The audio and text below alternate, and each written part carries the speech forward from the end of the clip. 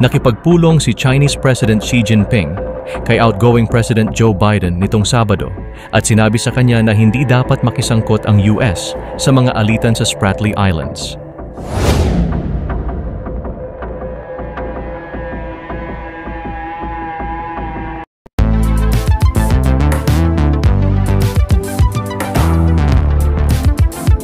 Huwag kalimutang i-like at i-share ang video na ito at mag-subscribe ka na din sa aking channel para updated ka sa mga bagong videos.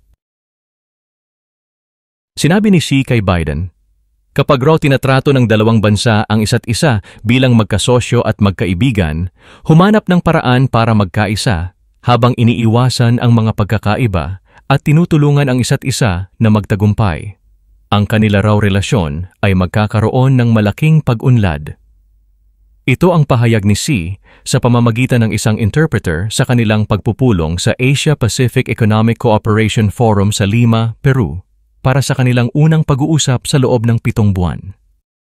Dagdag pa niya, ngunit kung gawin raw nila ang isa't isa bilang magkaribal o kalaban, hahabulin ang marahas na kompetisyon at babalakin na saktan ang isa't isa, masisira raw ang kanilang relasyon.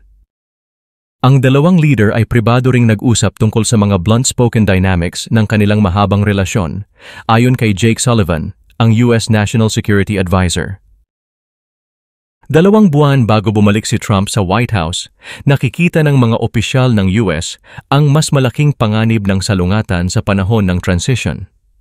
Sinabi ni Biden kay Xi na ang pagpapanatili raw ng mga pag-uusap ng leader sa leader ay magiging mahalaga kahit na sa panahon na siya raw ay umalis na sa kanyang pwesto.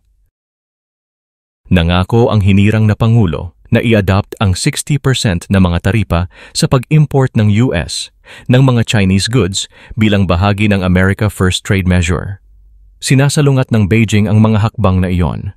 Plano din ng Republican na kumuha ng ilang hawkish voices sa China, kabilang ang US Senator Marco Rubio bilang Secretary of State at Representative Mike Waltz bilang National Security Advisor.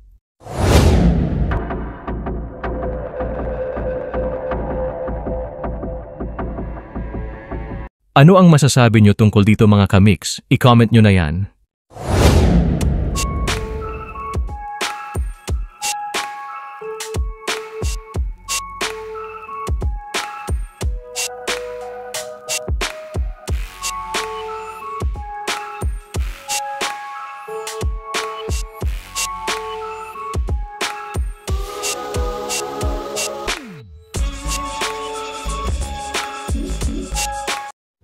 Salamat sa panunood mga kamix.